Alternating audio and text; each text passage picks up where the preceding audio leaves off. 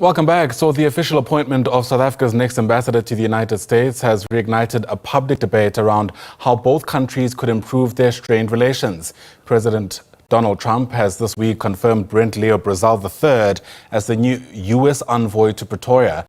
Now, little is known about this conservative politician other than his staunch support for Israel and Trump. There are calls for Pretoria to carefully consider who should lead bilateral relations with Washington, following, of course, the unceremonious expulsion of South Africa's ambassador in Ebrahim Rasool.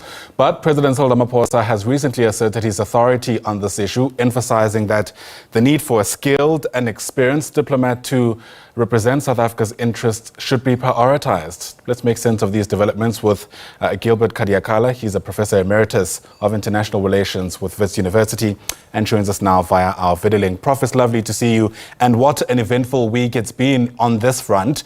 Perhaps I can get you to weigh in as a start on the different names that are being thrown around who should replace Rasool, and whether or not you have any kind of opinion on what should inform that decision. I think what should inform that decision is somebody who has a very low-key but fairly strong backing within the ANC, but somebody who is not very ideologically oriented, I think, as Ebrahim Rasool was. So I think it's a very delicate moment in South Africa-US relations that somebody should be very clear that the relationship is important.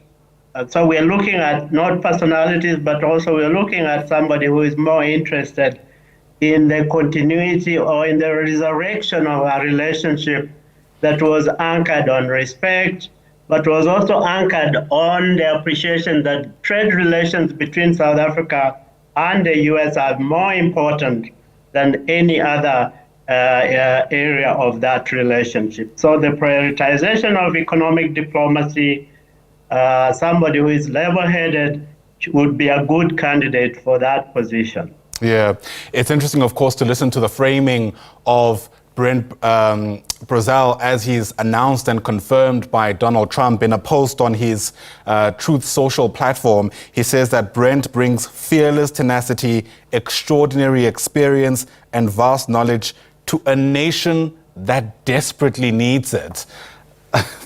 The response to this, of course, for many people who've seen that post is it seems already paternalistic and patronizing in some instances.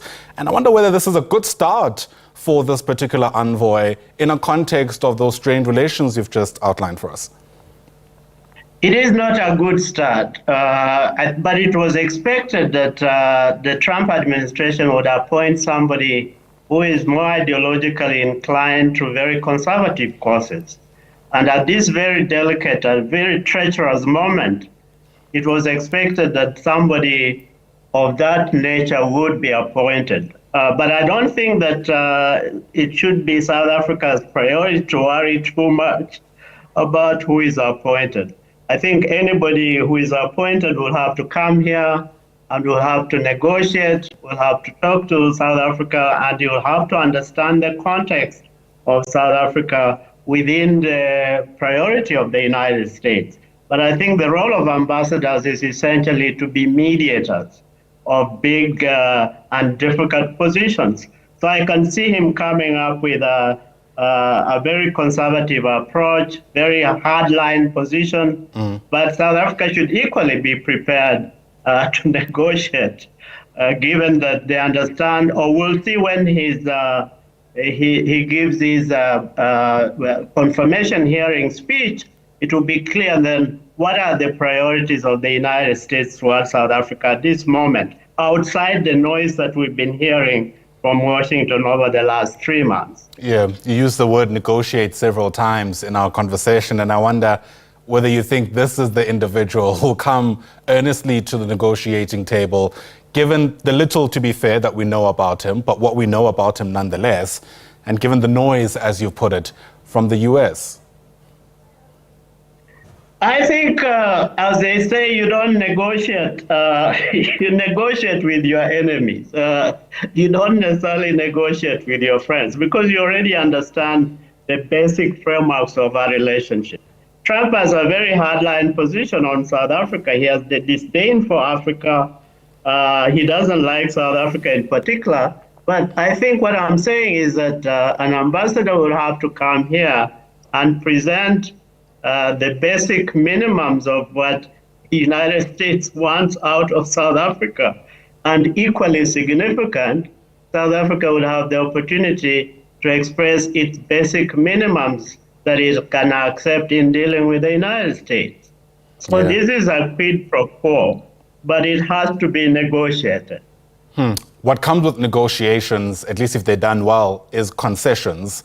And there's been a really interesting debate about where those concessions should lie for South Africa, especially because it's pretty clear from where we're standing what the main sticking points are. I mean, it seems Washington is upset with the case that South Africa brought before the ICJ, accusing Israel of genocidal intent. There's issues around the Expropriation Act.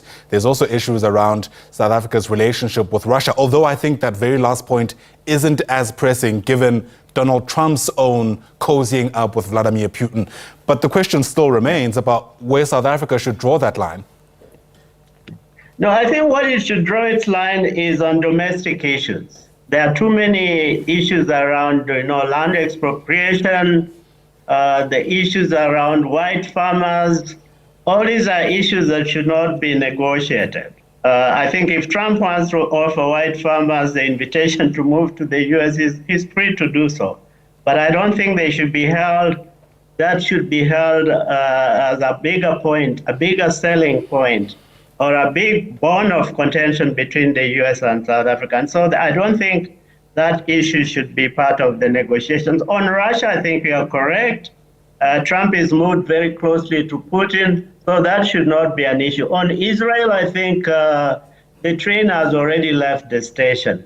I don't think South Africa wants to revisit the issue around the ICJ. That whole process is there, and the ICJ is dealing with it. And South Africa probably should just step back from its diplomatic engagement around the ICJ issues, because South Africa has already made its point. And it's very clear that Israel committed crimes there. So there's nothing new there. And I don't think it should be held in the relationship. On the issues around AGOA, maybe there should be some flexibility on South Africa's side. If they have to negotiate some reciprocal relationship where South Africa gives in more in exchange for AGOA, why not? I think that would be a beneficial relationship. It would be a good way to begin to address some of Trump's concerns about trade relations between South Africa and the United States. So there's room for negotiation, but I think the bare minimums to me are the domestic issues that South Africa should not put on the table. Now, of course, there's a tendency in South Africa to personalize what's taking place. But actually, the Trump administration is interacting even with their close allies very differently. And that's putting it very mildly. And I wonder, as an international relations scholar, where you reckon this ultimately leaves this global powerhouse, where, yes, economic power is important, but diplomatic prowess and having soft power is equally as impactful.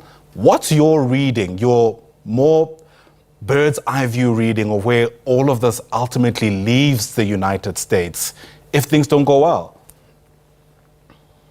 It's only 3 months into Trump administration. I think what's happening there is that the administration is trying to find its diplomatic fit globally. And maybe it's too early to speculate whether they're going to step back from the kind of aggressive, belligerent policy towards not just countries such as South Africa, but even Canada and so on. But it probably is going to take a while for the U.S. to begin to determine what it really wants. Because I think the selling point about America First is we don't really need the rest of the world. And that's not a good poster to begin with, because then you are really ruling out all these kinds of relationships that you've developed over the years. So, but I think over the years, over the coming months, there's going to be flexibility on the U.S. Position around the world. So South Africa may actually take advantage of that, because I doubt that you're going to have a policy that is literally going to tell the rest of the world to go to hell, which is what it currently looks like. But I don't think that will last. Yeah. Your words, not mine, Prof, but I think many people will agree. We're going to have to leave it there for now. Thanks very much indeed. Really do appreciate the time and the insights. Professor Gilbert Khadiagala is with the International Relations Department at Wits University. Once again, thanks very much indeed.